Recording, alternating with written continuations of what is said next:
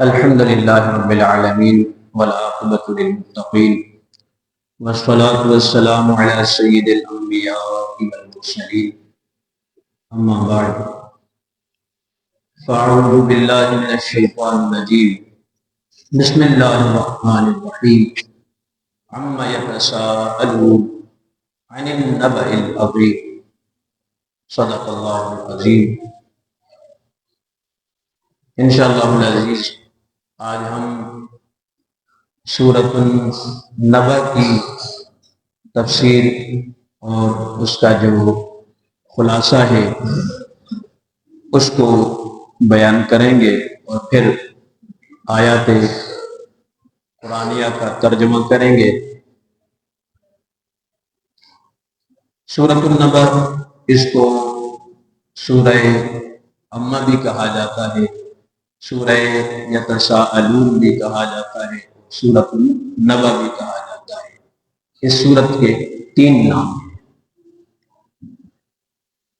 قریش مکہ جہاں نبی علیہ السلام کی بہت ساری باتوں پہ حیرت کرتے تھے، جب آقا علیہ السلام نے ان کو ایک اللہ کی عبادت کی دعوت دی اور یہ فرمایا کہ مرنے کے بعد اٹھنا ہے، قیامت قائم ہونی ہے اور اللہ کے حضور جواب دہ ہونا ہے، ہر نیک نے ہر بد نے اپنے عمل کے مطابق سزا اور جزا پانی ہے۔ تو یہ بات ان کے لیے بڑی حیرت کی تھی کہ قیامت قائم کیسے ہوگی، کہ جب ہم مر کر مٹی میں مل جائیں گے، ریزہ ریزہ ہو جائیں گے، ہڈیاں ہماری گل سڑ جائیں گی، تو ہم دوبارہ کیسے زندہ کیے جائیں گے۔ یہ بات کفار مکہ کے لیے بڑی حیرت کی تھی اور اس کو ماننے کے لیے تیار بھی نہیں تھے کہ قیامت قائم ہوگی۔ بس وہ یہ سمجھتے تھے کہ یہ زندگی ہے، اس میں ہم نے جو بھی عیش و عشرت کر لی، ہم نے جو بھی کر لیا، تو یہی مرنے کے بعد یہ سب چیزیں ختم ہو جائیں گی۔ قیامت کو نہ ماننے کی وجہ کفار مکہ کی، یہ آج بھی اس طرح کی ذہنیت رکھنے والے لوگ جو قیامت پر یقین نہیں رکھتے، مرنے کے بعد اٹھنے پر یقین نہیں رکھتے، تو ان کی مین جو وجہ تھی نہ ماننے کی کہ کیوں نہیں مانتے، کیونکہ اگر قیامت کو مانے اور جب اس بات کا پختہ یقین ہو جائے کہ اللہ کے ہاں جواب دہ ہونا ہے، تو پھر تو لوٹ کھسوٹ کا بازار ظاہری باتیں بند ہونا تھا، اور عیش و عشرت کی محفلیں جو کفار مکہ سجایا کرتے تھے وہ بھی بند ہونی تھی، اور شراب نوشی کے جو جام چلتے تھے وہ بھی بند ہونے تھے، اور جو کمزور طبقہ تھا ان کا استحصال کرنا، ان کے مال کو ہڑپ کرنا، ان کے مال کو کھانا جائز سمجھتے تھے، یہ بھی بند ہونا تھا، اور من مانی شرح سود پہ مال دینا، قرض دیا کسی کو اور اس سے من مانی شرح کے حساب سے سود لینا، 1 روپے پہ 100 روپے کے حساب سے یا اس سے بھی زیادہ اس سے مال لینا، ظاہر بات ہے یہ بھی بند ہونا تھا کہ یہ تمام کام ایسے ہیں جو ناجائز ہیں، درست نہیں ہے، عقل بھی تسلیم کرتی ہے۔ تو جب یہ بات مان لیتے کہ ہم نے اللہ کے ہاں جواب دہ ہونا ہے، تو ظاہر بات ہے ان تمام چیزوں سے دستبردار ہونا پڑتا، ان تمام چیزوں سے رکنا پڑتا، اور ان چیزوں سے رکنے کے لیے وہ تیار نہیں تھے۔ تو اس لیے وہ قیامت کا انکار کرتے تھے کہ یہ کیسے ہو سکتا ہے کہ مرنے کے بعد ہمیں دوبارہ زندہ کیا جائے گا اور ہم اللہ کے ہاں جواب دہ ہوں گے اپنے اعمال کے۔ اس بات کو کہ قیامت قائم ہوگی، مرنے کے بعد زندہ ہونا ہے، 9 دلائل کے ساتھ اللہ تبارک و تعالیٰ نے اس کو ثابت کیا۔ سورہ نبا کے اندر دلائل کے ساتھ ثابت کیا کہ مرنے کے بعد زندہ ہونا یہ کوئی مشکل بات نہیں ہے، یہ کوئی بڑی بات نہیں ہے۔ اور سورہ نبا کے اندر پھر اللہ تبارک و تعالی جل شانہ نے یہ ارشاد فرمایا کہ تمہیں اس کا انکار ہے، لیکن تمہارے انکار سے یہ حقیقت نہیں بدل سکتی۔ مرنے کے بعد زندہ ہونا ہے، بھلے تم اس کا 1000 بار انکار کرو، تمہارے انکار سے یہ حقیقت نہیں بدلے گی۔ اس پہ کئی دلائل قائم ہیں اور جو اس بات کا واضح ثبوت ہے کہ انسان کو اس کے عمل کے مطابق جزا یا سزا دی جائے گی۔ نیک ہے تو اس کو اجر و ثواب ملے گا، برا ہے تو اس کو سزا ملے گی۔ اور پھر آخر میں اس غلط فہمی کا بھی ازالہ کیا گیا۔ کفار مکہ وہ یہ کہتے تھے کہ بالفرض اگر قیامت قائم بھی ہو گئی، یہ تو مانتے نہیں تھے، لیکن کہتے ہیں اگر بالفرض قیامت ہو بھی گئی تو بھی ہم دنیا میں جس طرح سرخرو تھے، سردار تھے، بڑے تھے، ہمارا نام تھا، اللہ کے ہاں بھی ہمارے یہ بت سفارشی بنیں گے۔ اس کی تردید کی گئی اور رد کیا گیا کہ خود ان بتوں کو جہنم کی آگ میں ڈالا جائے گا، یہ تمہارے سفارشی کیسے بن سکتے ہیں۔ قرآن مجید فرقان حمید کی پورا جو خلاصہ ہے سورہ نبا کا وہ یہی ہے۔ اس بات پہ زور دیا گیا ہے کہ قیامت قائم ہوگی اور جس طرح کے اعمال ہوں گے اسی کے مطابق انسان کے ساتھ برتاؤ کیا جائے گا۔ سورہ نبا مکہ المکرمہ میں نازل ہوئی۔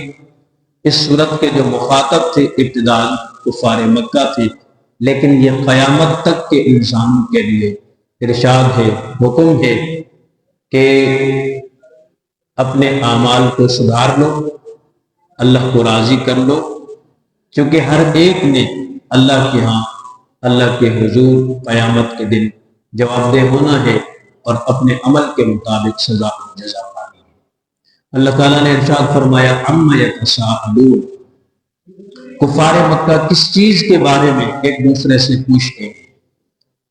جب نبی علیہ السلام نے انہیں یہ خبر دی، اللہ کی توحید کی دعوت دی اور یہ کہا کہ مرنے کے بعد اپنے قیامت قائم ہونی ہے، تو کچھ تو ماننے کے لیے تیار ہو گئے، کچھ ماننے کے لیے تیار نہیں تھے۔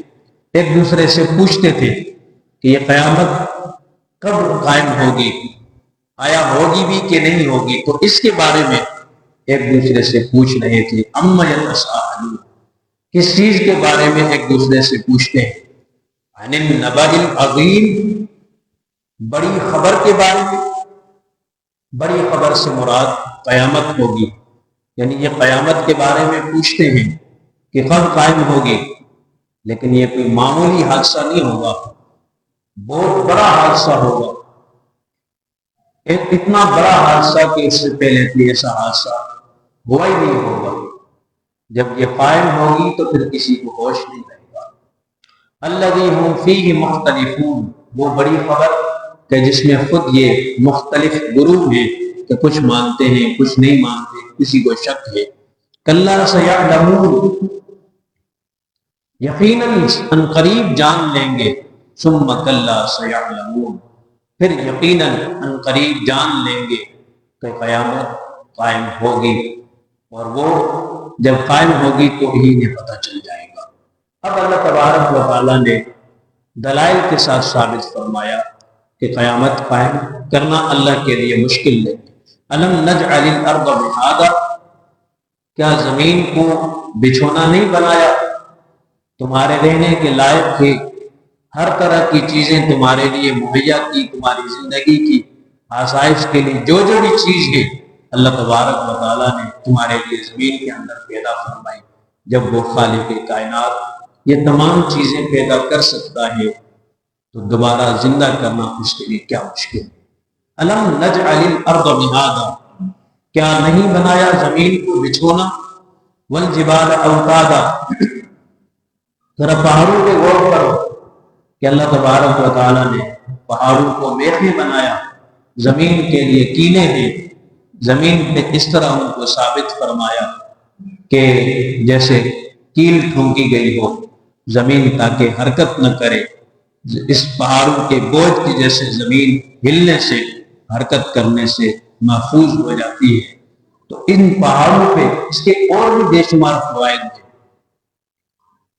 تو اگر زمین پہ غور نہیں کرتے تو ذرا پہاڑوں پہ غور کرو، کتنے مضبوط ہیکل اور بڑے بڑے پہاڑ خالق کائنات نے ثابت فرمائے، قائم فرمائے زمین پر۔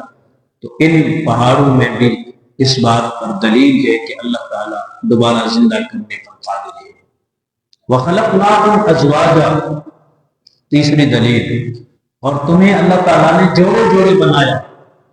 اگر زمین پہ غور نہیں کرتے، پہاڑوں پہ غور نہیں کرتے، خود اپنی جان پہ غور کرو کہ ایک ہی مادہ منویہ ہے، اس سے اللہ تبارک و تعالیٰ نر کو بھی پیدا فرماتا ہے، مادہ کو بھی پیدا فرماتا ہے، مرد کو بھی پیدا فرماتا ہے، عورت کو بھی پیدا فرماتا ہے، کوئی فرق نہیں، ایک ہی ماں ہے، ایک ہی پانی ہے، لیکن وہ خالق کائنات اسی پانی سے مرد کو بھی پیدا فرماتا ہے، عورت کو بھی پیدا فرماتا ہے۔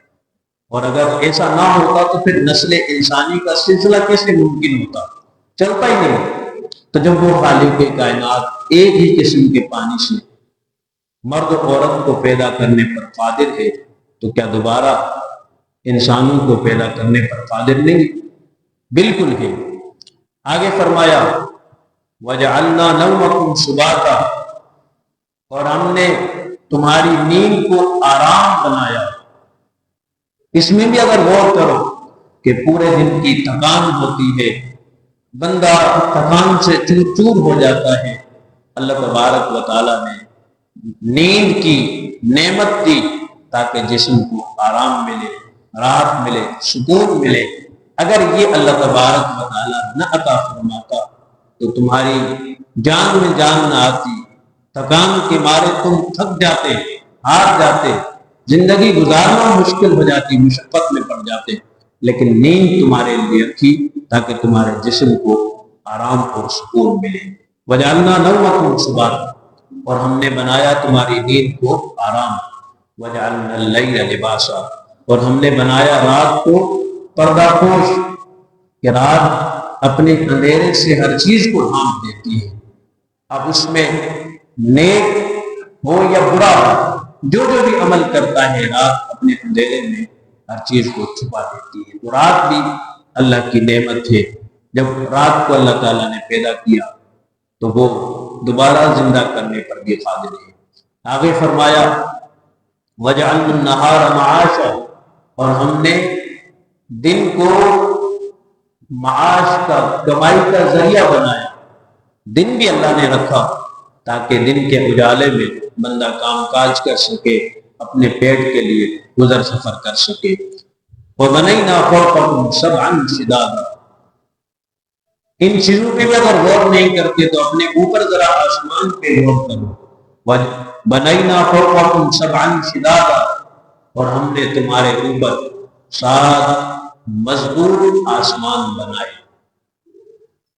کہ جن آسمانوں کو گزرے ہوئے ہزاروں سال بیت چکے، نہ ان میں کوئی پھٹن آئی، نہ ان میں کوئی سوراخ ہوا، نہ ان کو مرمت کرنے کی ضرورت پڑی، اور نہ ہی کسی کاریگر کی محتاجی پڑی کہ ان کی از سر نو تعمیر کی جائے۔ نہیں، ہزاروں سال بیت چکے، جو کہ تم اپنی حالت میں قائم ہیں۔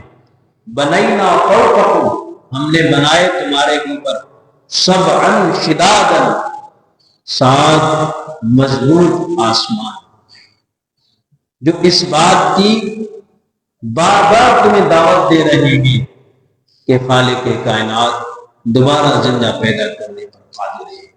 آگے فرمایا وَجَعَلْنَا سِرَاجًا وَهَّاجًا، اور ہم نے بنایا چمکتا ہوا چراغ، چمکتا ہوا دیا، یعنی سورج ہم نے پیدا فرمایا، سورج جس کے بے شمار فوائد ہیں، روشنی بھی دیتا ہے اور ساتھ ساتھ گرمائش بھی دیتا ہے، حرارت بھی دیتا ہے، جو انسان کی زندگی کے لیے ضروری ہے۔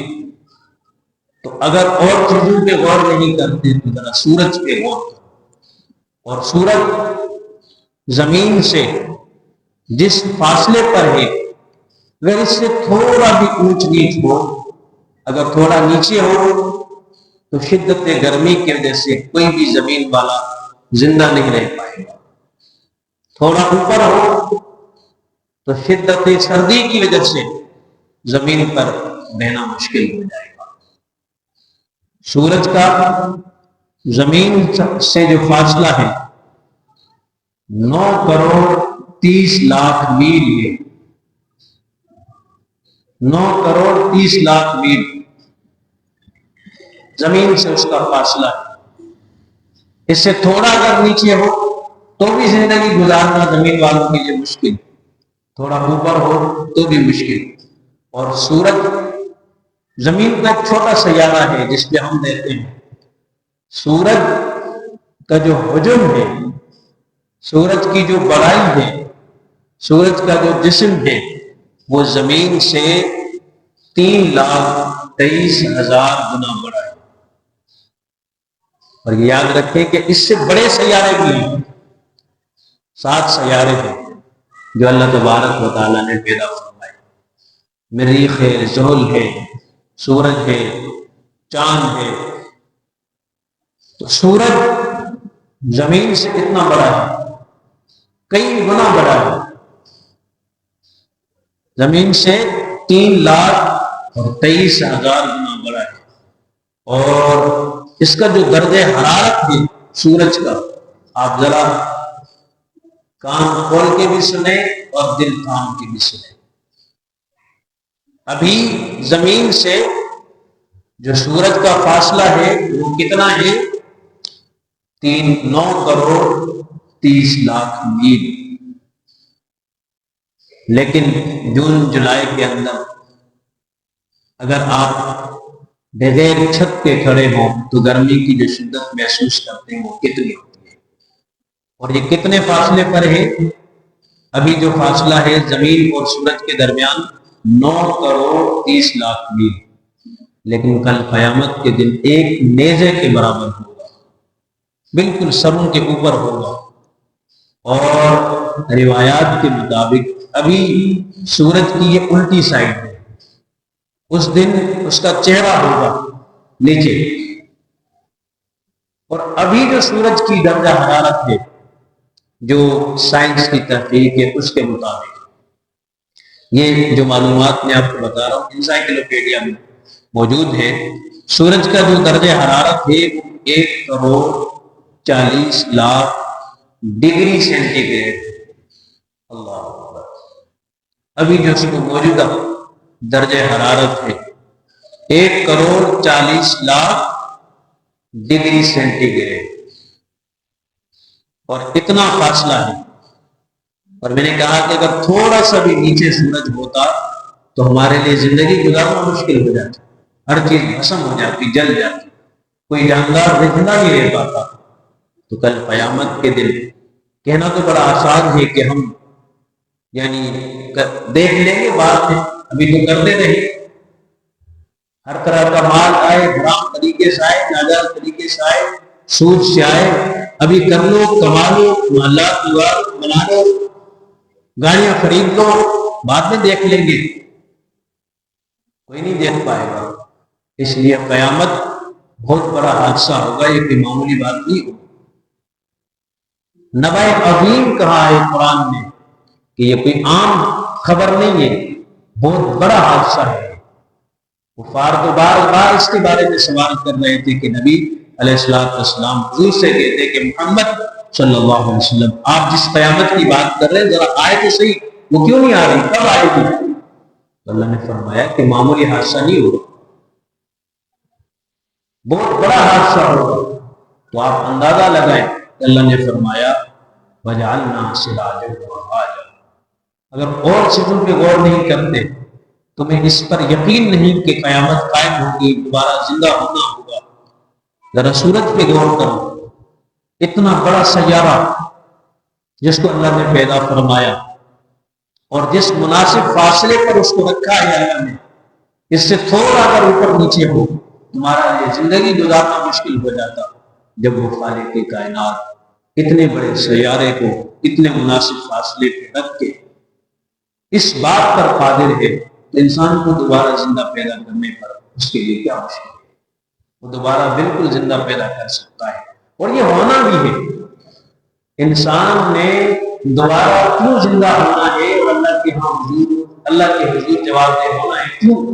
ایک شخص جس نے پوری زندگی بدکاری کی، حرام کمائی، ظلم و ستم کیا، تکبر و غرور سے زندگی گزاری، اللہ کی نافرمانی میں گزاری، اور دوسرا وہ شخص جو تہجد گزار ہے، عبادت گزار ہے، متقی پرہیزگار ہے، پوری زندگی کسی کے مال کی طرف دست درازی نہیں کی، حرام کمائی کا 1 روپیہ نہیں کھایا، دونوں مر گئے، معاملہ ختم۔ یہ تو سراسر ناانصافی ہے۔ یہ کیسے ہو سکتا ہے؟ ایک نے غریبوں پہ، مسکینوں پہ ظلم و ستم کے پاس قتل و غارت کی، انسانی خون بہایا، اور غزہ کے اندر ابھی جو صورتحال ہے کہ یہ بدبخت کفار بچ پائیں گے؟ دوسری طرف وہ جس نے زمین کے اندر امن قائم کیا اور انصاف کو قائم کیا، پوری زندگی اللہ کی فرمان برداری میں گزار دی، دونوں مر گئے، دونوں ختم۔ یہ تو ناانصافی ہے، ممکن نہیں۔ دونوں نے اللہ کے ہاں، اللہ کے حضور ایک ایسی دربار لگنی ہے کہ جس میں ہر ایک نے اپنے عمل کے مطابق سزا اور جزا اس نے پانی ہے۔ تو اس لیے قیامت کا انکار عقل کے بھی خلاف ہے، قرآن و حدیث کے تو خلاف ہے ہی ہے، اور یہ ہم سب کے لیے، آنے والے قیامت تک کے انسانوں کے لیے، چونکہ اگرچہ یہ خطاب تو کفار مکہ سے ان کو سمجھایا جا رہا ہے کہ اپنے اعمال کو درست کر لو اور اس بات کو تسلیم کرو، مانو، لیکن یہ ہم سب کے لیے درس ہے، کیونکہ قرآن کتاب ہدایت ہے، کتاب رحمت ہے، دھرتی دنیا تک کے لیے ہم سب کے لیے ہدایت ہے۔ تو اس لیے جب تک زندگی ہے، سانس میں سانس ہے، اپنے اعمال کو اچھا کر لیں، درست کر لیں، نیک بن جائیں، تاکہ کل قیامت کے دن اللہ کے ہم سرخرو ہو جائیں۔